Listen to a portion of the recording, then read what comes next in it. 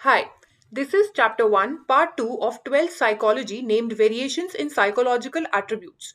Part 1 में हम already in attributes के मीनिंग, टाइप और असेसमेंट के बारे में बात कर चुके हैं. Now we'll discuss one of the most common topics called intelligence. Intelligence वो सबसे इंपॉर्टेंट एट्रीब्यूट है जो हमें दूसरों से यूनिक बनाता है. जनरली हमें लगता है कि जो इंसान अच्छे नंबर लाता है वो ज्यादा इंटेलिजेंट है और बैक बेंचर्स या दूसरे बच्चे जिनके मार्क्स कम आते हैं वो कम इंटेलिजेंट है. लेकिन हमने बहुत एग्जाम्पल्स में देखा है कि टॉपर्स कॉर्पोरेट मजदूर बन जाते हैं और बैक बेंचर्स सक्सेसफुली अपना स्टार्टअप रन कर रहे होते हैं. तो इसका मतलब हमारा जनरल नोशन तो गलत है.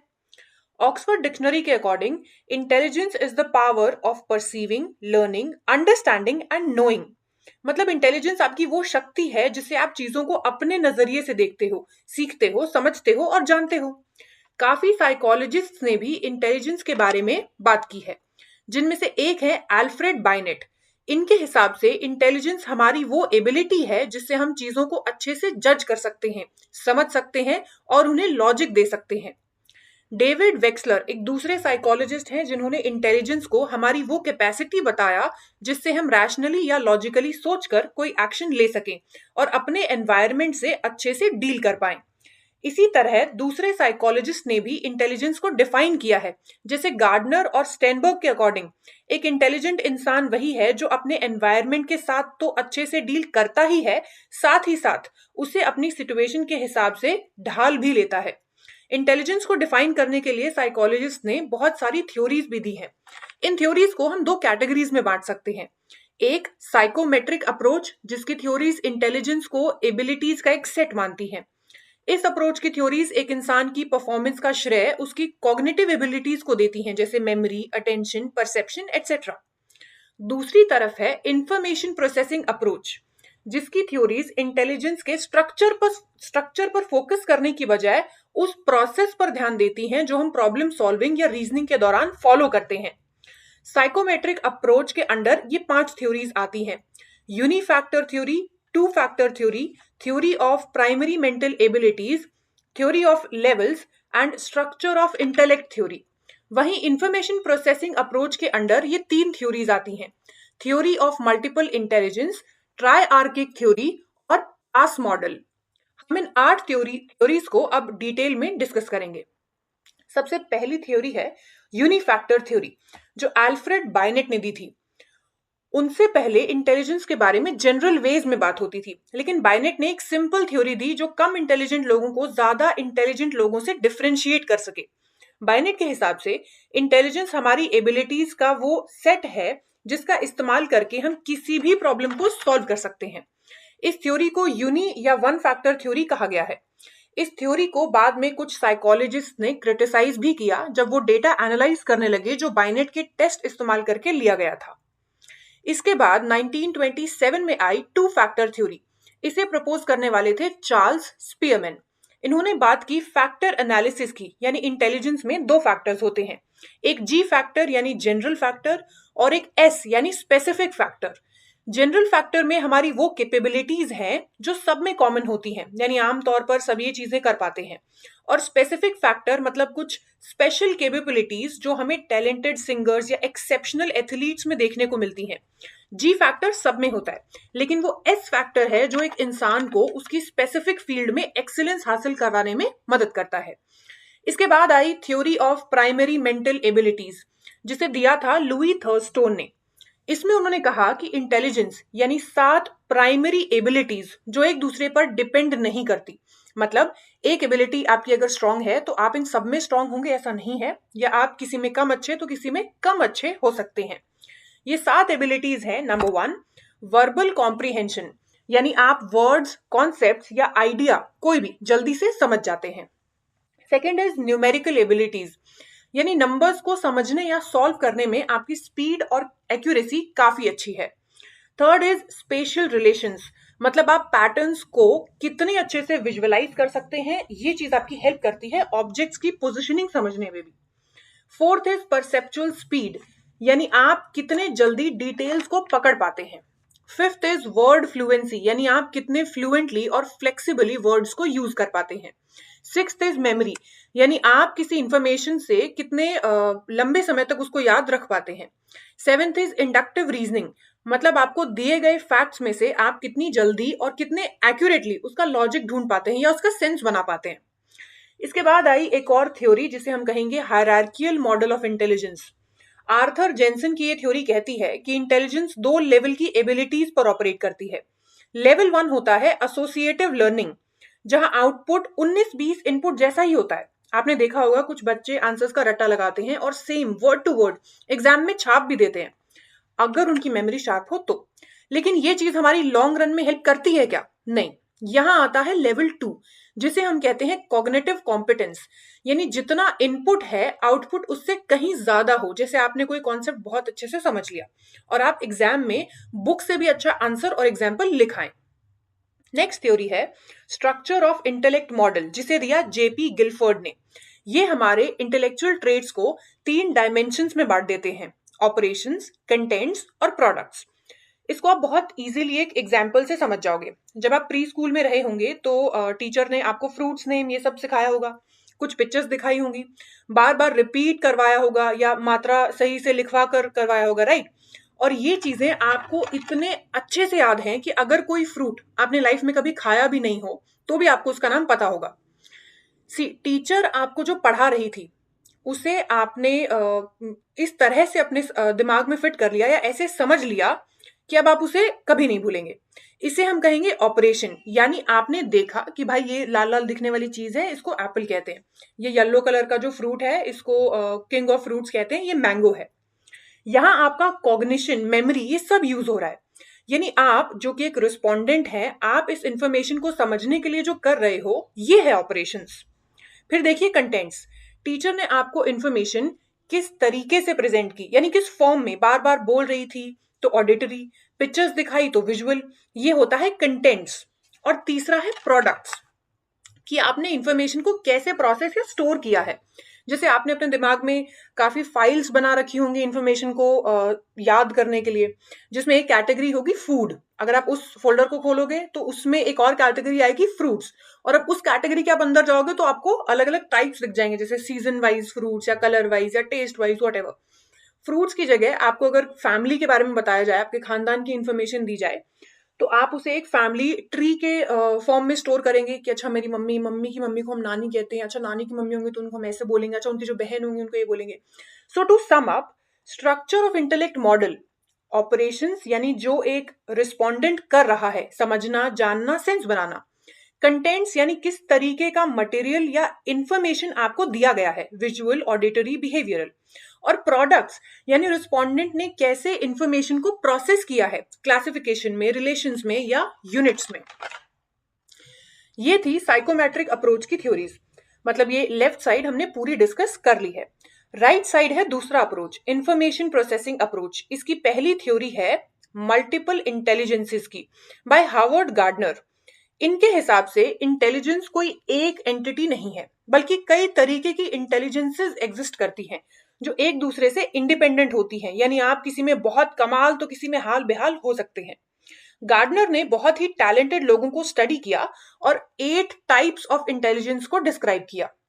नंबर 1, लिंग्विस्टिक, यानी भाषा को कितने बखूबी आप इस्तेमाल कर सकते हैं, उसका फ्लुएंटली और फ्लेक्सिबली इस्तेमाल करके आप अपनी बात किसी को कितने अच्छे से समझा सकते हैं। बड़े बड़े पोएट्स और फेमस राइटर्स में ये लिंग्विस्टिक कंपोनेंट देखने को मिलता है। सेकंड इज लॉजिकल मैथमेटिकल, यानी कितना लॉजिकली, रैशनली या क्रिटिकली आप सोच पाते हैं। जिन लोगों में ये कंपोनेंट स्ट्रांग होता है, जैसे साइंटिस्ट या नोबेल प्राइज विनर्स, वो अपनी रीजनिंग पावर से बड़े बड़े मैथमेटिकल प्रॉब्लम्स को सॉल्व कर पाते हैं। थर्ड इज स्पेशियल इंटेलिजेंस, मतलब आपकी मेंटल इमेजेस बनाने की एबिलिटी, कोई भी इमेज पैटर्न आप विजुअलाइज कर पाते हैं। Pilots, sellers, painting artist, interior designers, even surgeons, सब में ये एबिलिटी बखूबी होती है। फोर्थ इज म्यूजिकल, यानी म्यूजिकल रिदम्स और पैटर्न्स की अच्छी समझ आप में होना। ऐसे लोग साउंड और वाइब्रेशन को लेकर बहुत सेंसिटिव होते हैं और किसी भी म्यूजिकल पैटर्न को प्रोड्यूस, क्रिएट या मैनिपुलेट कर सकते हैं। फिफ्थ इज बॉडीली काइनेस्थेटिक, जो लोग अपनी कंप्लीट या पार्ट्स ऑफ बॉडी को फ्लेक्सिबली या क्रिएटिवली मूव कर पाते हैं, वो इस इंटेलिजेंस पर हाई होते हैं। आप इसको बाबा रामदेव या नोरा फतेही किसी के भी एग्जाम्पल से समझ सकते हैं, depends on your thought process. Sixth is interpersonal intelligence, ऐसी क्षमता जिससे आप दूसरों की भावनाओं को अच्छे से समझ पाते हैं। साइकोलॉजिस्ट, काउंसलर, सोशल वर्कर्स ऐसी इंटेलिजेंस रखते हैं। सेवेंथ इज इंट्रापर्सनल इंटेलिजेंस, यानी खुद के फीलिंग्स, डिजायर्स को अच्छे से समझ पाना, अपनी स्ट्रेंथ, वीकनेस को पहचान पाना। ऐसे लोग अपनी आइडेंटिटी को, ह्यूमन एग्जिस्टेंस को या मीनिंग ऑफ लाइफ के टॉपिक्स को लेकर काफी सेंसिबल होते हैं। इसका एग्जाम्पल होंगे फिलोसोफर्स और स्पिरिचुअल लीडर्स। एट्थ है नेचुरलिस्टिक इंटेलिजेंस, हमारे आसपास के नेचर को जान और समझ पाना, जैसे बॉटनिस्ट, जूलॉजिस्ट, फार्मर्स, हंटर्स या टूरिस्ट अलग अलग स्पीशीज के डिफरेंसेस को, स्पेस को समझ पाते हैं, नेचर से ज्यादा कनेक्ट कर पाते हैं, उनमें नेचुरलिस्टिक इंटेलिजेंस ज्यादा होती है। अब बात करेंगे इंफॉर्मेशन प्रोसेसिंग अप्रोच की दूसरी थ्योरी, ट्राइआर्किक थ्योरी ऑफ इंटेलिजेंस की। ये थ्योरी 1985 में रॉबर्ट स्टेनबर्ग ने दी थी। इन्होंने इंटेलिजेंस को डिफाइन किया था ये कहकर कि अपने खुद को या समाज के और अपने कल्चर के गोल्स को पाने के लिए जो एनवायरमेंट हमें चाहिए होता है, उसके सिलेक्शन या मॉडिफिकेशन की एबिलिटी, यही हमारी इंटेलिजेंस है। फिर से बताती हूँ, आपकी वो क्षमता जिसके बल पर आप अपने एनवायरमेंट को या तो एडजस्ट करते हो या उसे शेप करते हो, उसी एनवायरमेंट से आप अपने और अपनी सोसाइटी के गोल्स को पूरा करते हो, तो उस एबिलिटी का नाम इंटेलिजेंस है। इनकी थ्योरी के हिसाब से 3 बेसिक टाइप की इंटेलिजेंस होती है, कॉम्पोनेंशियल, एक्सपीरियंशियल, कॉन्टेक्सचुअल। कॉम्पोनेंशियल इंटेलिजेंस या एनालिटिकल इंटेलिजेंस, इसमें आप इंफॉर्मेशन को एनालाइज करते हो प्रॉब्लम सॉल्व करने के लिए। इस इंटेलिजेंस के भी 3 कंपोनेंट हैं। पहला है नॉलेज एक्विजिशन, यानी आप प्रॉब्लम के बारे में सीखते हो, नॉलेज एक्वायर करते हो पूरी सिचुएशन के बारे में। दूसरा है मेटा कंपोनेंट, जिसमें आप प्लान करते हो कि क्या करना है, कैसे करना है। तीसरा है परफॉर्मेंस कंपोनेंट, जिसमें आप एक्ट करते हो। ट्राइआर्किक थ्योरी का दूसरा कंपोनेंट है एक्सपीरियंशियल इंटेलिजेंस या क्रिएटिव इंटेलिजेंस, जिसमें इंसान अपने पास्ट एक्सपीरियंसेस को याद करके या फिर यूज करके अपनी प्रॉब्लम सॉल्व करता है। ऐसे लोग अपनी डिफरेंट एक्सपीरियंसेस को जोड़कर या तो कोई नया क्रिएटिव सोल्यूशन निकाल लेते हैं या इवन कोई नई इन्वेंशन या डिस्कवरी भी कर सकते हैं। थर्ड इज कॉन्टेक्सचुअल इंटेलिजेंस या प्रैक्टिकल इंटेलिजेंस। इसमें आपके अंदर वो एबिलिटीज होती हैं कि आप डेली बेसिस की प्रॉब्लम से इफेक्टिवली डील कर पाओ। जैसे इंडिया में कहते हैं ना कि फलाना इंसान जुगाड़ लगाने में बहुत सही है, इसको स्ट्रीट स्मार्टनेस या बिजनेस सेंस भी बोल सकते हैं। Now come to one of the most important topic, PASS model. ये डेवलप किया गया था 1994 में जेपी दास, जैक नेगलरी और किर्बी ने। इस मॉडल के हिसाब से हमारी कोई भी इंटेलेक्चुअल एक्टिविटी, यानी जिसमें हमारी बुद्धि का इस्तेमाल हो रहा हो, वो 3 न्यूरोलॉजिकल सिस्टम्स की वजह से होती है, जिनको आप बोलोगे functional units of brain. Pass model का नाम भी इसी पर दिया गया है, planning, attention, arousal and simultaneous successive model. सबसे पहले अराउजल अटेंशन। देखिए, आपका जो भी बिहेवियर होता है ना किसी सिचुएशन में, किसी भी सिचुएशन में, उससे पहले एक स्टेज होती है अराउजल की, यानी उसको अटेंड करने की तरफ आपका ध्यान जाए। जैसे कई बार होता है ना कि कोई चींटी या कीड़ा आपके शोल्डर पर चल रहा हो और आपको पता भी नहीं चलता, क्योंकि वो इतना हल्का है या उसका इम्पैक्ट इतना कम है कि अराउजल हुआ ही नहीं। लेकिन जैसे ही वो आपको काट ले तो आपका पूरा अटेंशन उस पर चला जाएगा। मे बी यूल शाउट, आप प्रोसेस या रजिस्टर कर लोगे कि कोई कीड़ा या कुछ है और आप उसे फेंक दोगे, राइट? तो आपको अराउजल समझ आया है ना। सो अराउजल अटेंशन में आप किसी स्टिमुलाई को अटेंड करते हो, आप उस पर ध्यान देते हो। साइमल्टेनियस सक्सेसिव स्टेज में आप प्रोसेस करते हो पूरी इंफॉर्मेशन को या याद करते हो, जैसे टेबल्स या अल्फाबेट्स को लर्न करते हैं ना हम कि ए के बाद बी आएगा, बी के बाद सी आएगा। और प्लानिंग में आप वो सारे ऑप्शंस एनालाइज करते हो जो आपको आपके गोल तक पहुंचा सकते हैं। इसके लिए आप एक और एग्जांपल देखो। आप एक फ्रेंड्स ग्रुप में बैठे हो और अचानक से किसी ने बोला कि मूवी देखने चलते हैं, तो आपका अटेंशन उधर गया। अब आप लोग सोच रहे हैं कि कौन कौन जाएगा, तो आप इंफॉर्मेशन को प्रोसेस कर रहे हो। एज इन फ्रेंड 1 के साथ उसका भाई भी आएगा, फ्रेंड 2 की गर्लफ्रेंड आ रही है, फ्रेंड 3 सिंगल है तो ही और शील कम अलोन। ऐसे करके आपने पूरी चीज को प्रोसेस कर लिया। फिर आती है प्लानिंग। आप कौन से दिन मूवी देखने जाओगे, किसकी गाड़ी में जाओगे, उसके बाद लंच का प्लान है या नहीं, एटसेट्रा एटसेट्रा। ये पूरा पास मॉडल नॉलेज बेस पर काम करता है। वो आपने चाहे फॉर्मली सीखी हो पढ़ाई लिखाई करके या इनफॉर्मली अपने एनवायरनमेंट से सीखा हो। इन दो साइकोलॉजिस्ट ने मिलकर कुछ टेस्ट भी डेवलप किए थे जिनको कॉग्निटिव असेसमेंट सिस्टम के नाम से जाना जाता है। ये टेस्ट 5 साल की उम्र से लेकर 18 साल तक के इंडिविजुअल्स के लिए बनाए गए थे। इन टेस्ट्स के रिजल्ट्स के आधार पर उन बच्चों की मदद हम कर सकते हैं जिनको लर्निंग प्रॉब्लम्स होती हैं। अब हमने इंटेलिजेंस की सारी डेफिनेशंस और थ्योरीज तो पढ़ ली, लेकिन एक क्वेश्चन का आंसर हमें अभी तक नहीं मिला कि कुछ लोग ज्यादा इंटेलिजेंट और कुछ लोग कम इंटेलिजेंट क्यों होते हैं। क्या ये जेनेटिक्स की वजह से होता है, जिनके पेरेंट्स इंटेलिजेंट उनके बच्चे भी इंटेलिजेंट, या इंटेलिजेंस हमारी परवरिश कैसे हुई इस बात पर डिपेंड करती है? So the answer is both.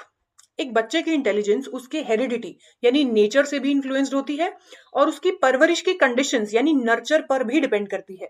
इस चीज को प्रूव करने के लिए काफी सारे ट्विन्स और सिबलिंग्स पर स्टडी की गई कि अगर उन्हें बचपन से अलग अलग रखा गया तो उनमें कुछ सिमिलैरिटीज पाई गई जो हेरिडिटी की वजह से थी, और कुछ डिफरेंसेस देखे गए उनकी इंटेलिजेंस में जो शो करता है कि नर्चर का भी इन्फ्लुएंस आपकी इंटेलिजेंस पर पड़ता है।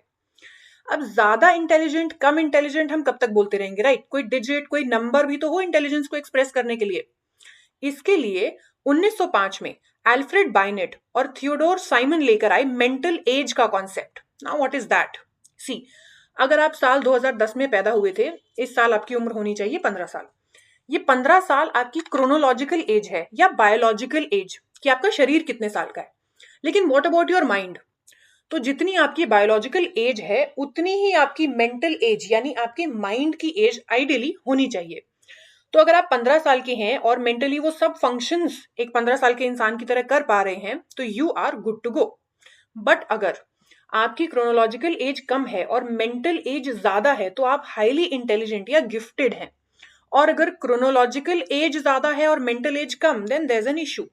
जनरली अगर किसी की मेंटल एज उसके बायोलॉजिकल एज से 2 लेवल कम है तो उन्हें हम रिटार्डेशन या आपने सुना हो तो स्पेशल पीपल या स्पेशली एबल्ड की कैटेगरी में रखेंगे। इसके बाद 1912 में एक जर्मन साइकोलॉजिस्ट विलियम स्टर्न ने आईक्यू का कॉन्सेप्ट दिया। आईक्यू माने इंटेलिजेंट क्वेश्चंट कोशंट। हम कई बार बात करते हैं ना कि आइंस्टाइन का आईक्यू बहुत ज्यादा था इसीलिए वो इतने बेहतरीन काम कर पाए। आईक्यू बस आपकी इंटेलिजेंस को एक डिजिट फॉर्म में लिखने का तरीका है। अभी अभी हमने क्रोनोलॉजिकल एज और मेंटल एज का कॉन्सेप्ट सीखा, उसी से हम आईक्यू कैलकुलेट करेंगे। सो आपको ऊपर लिखना है मेंटल एज और डिनोमिनेटर में यानी नीचे लिखना है chronological age and multiply this by 100। हम 100 से इसीलिए मल्टीप्लाई कर रहे हैं ताकि पॉइंट या डेसिमल में हमारा आंसर ना आए।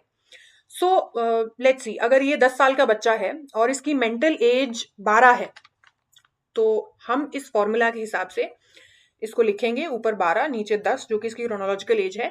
इसके हिसाब से इसकी आईक्यू होगी 120। इसमें एक छोटी सी चीज आपको और याद रखनी है, जब भी मेंटल एज और क्रोनोलॉजिकल एज बराबर होगी तो आईक्यू हमेशा 100 आएगा जो कि एवरेज आईक्यू है और दुनिया में 90% लोगों की है। अगर मेंटल एज ज्यादा है और क्रोनोलॉजिकल एज कम है तो आईक्यू 100 से ऊपर आएगी विच इज अबव एवरेज। और अगेन मेंटल एज कम है और क्रोनोलॉजिकल एज ज्यादा है, आईक्यू 100 से कम आएगी विच इज बिलो एवरेज, और ऐसे लोगों को डेली टास्क में भी मुश्किल आती है। और रेफरेंस और डिटेल डिस्क्रिप्शन के लिए आप ये चार्ट देखो, यू मे स्क्रीनशॉट इट कि किस रेंज की आईक्यू का क्लासिफिकेशन कैसे किया गया है and have a look at this graph also. इसमें एक्स एक्सिस पर आईक्यू है और वाई एक्सिस पर नंबर्स ऑफ पीपल। तो आप इसमें नोटिस करोगे कि ज्यादातर लोगों की आईक्यू एवरेज यानी 90 से 110 के बीच या 100 आप बोल सकते हो होती है। बहुत कम परसेंट लोग बिलो एवरेज आईक्यू या सुपीरियर आईक्यू के होते हैं। इसे हम बोलते हैं normal curve pattern. Please remember all this, okay? Next up is intelligence test, culture, creativity, EQ और इंडियन कॉन्टेक्स्ट में इंटेलिजेंस इन पार्ट 3।